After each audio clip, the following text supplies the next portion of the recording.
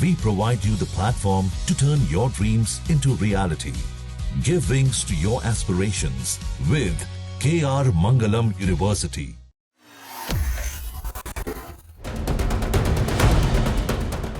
Iran और America के बीच cease fire यानी युद्ध विराम तो हो गया है, लेकिन लेबनान की जमीन पर इजरायल के हमले कम नहीं हुए हैं। एक तरफ शांति की कोशिशें हो रही हैं तो दूसरी तरफ इजरायल के लड़ाकू विमान और लेबनानी रॉकेट आसमान का सीना चीर रहे हैं। इस शांति वार्ता के बीच दोनों देश बार बार युद्ध को और उलझा दे रहे हैं। हालात इतने खराब हैं कि वहां अब गोलियों से ज्यादा भूख और तबाही का डर सताने लगा है।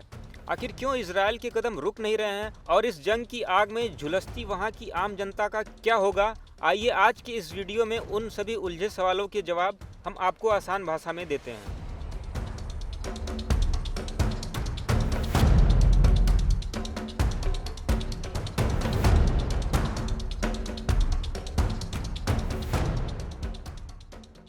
ईरान के साथ सीज़फायर हुआ है, लेकिन इजरायल कह रहा है कि ये सीज़फायर सिर्फ ईरान तक सीमित है।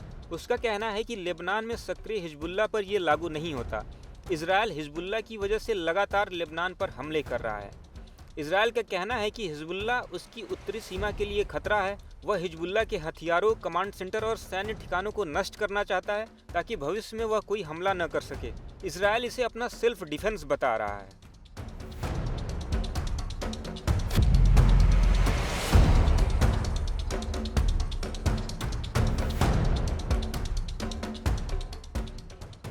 दूसरी तरफ लेबनान के आम लोग भारी संकट में हैं। उनके जान माल के नुकसान की गिनती नहीं की जा सकती है। लगातार बमबारी में सैकड़ों आम नागरिकों की जान जा चुकी है। कई इलाकों में घरों और रियासी क्षेत्रों पर हमले किए गए हैं। लोग कह रहे हैं कि वहां कोई सैन्य ठिकाना भी नहीं था, तब भी इजरायल लगातार वहां पे बमबारी कर रहा है।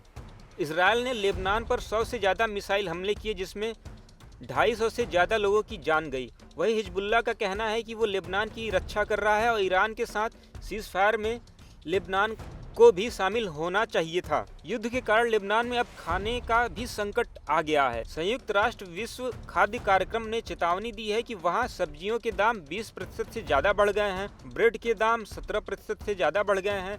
दक्षिणी लेबनान में 80% बाजार बंद हो चुके हैं। कई दुकानों में सिर्फ एक सप्ताह का खाना बचा है। इस युद्ध से लगभग 9 लाख लोग खाद्य असुरक्षा यानी कि भूख का सामना कर रहे हैं और ये संख्या तेजी से बढ़ रही है। संयुक्त राष्ट्र की 10 राहत टीमों ने दक्षिण तक मदद पहुंचाई है, लेकिन पहुंचना उनका वहां तक मुश्किल हो गया है क्योंकि हालात बहुत ज़्यादा खराब हैं।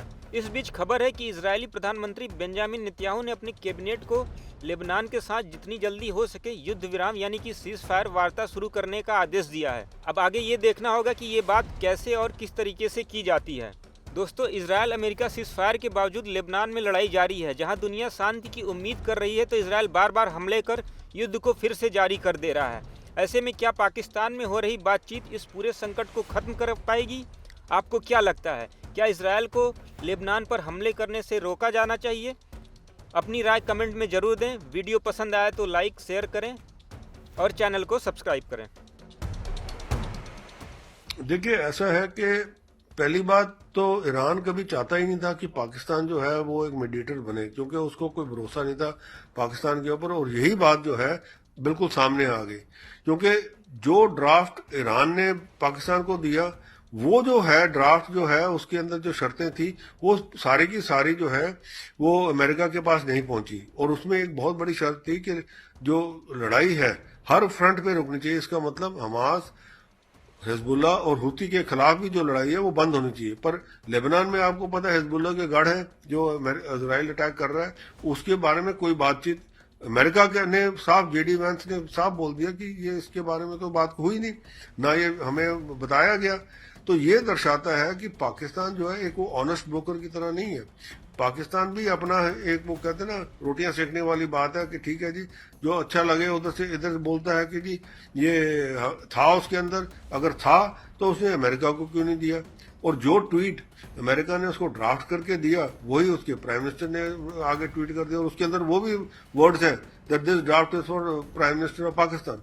तो ये जो चीज़ है ये दर्शाती है कि पाकिस्तान जो है एक ऑनेस्ट ब्रोकर नहीं है। और मीडिएटर जिस हिसाब से ईरान नहीं चाहता था, मेरे को लगता है उसकी अब जो आशंकाएं हैं वो बिल्कुल सच हो रही हैं कि पाकिस्तान जो है वो एक अच्छा मीडिएटर नहीं है।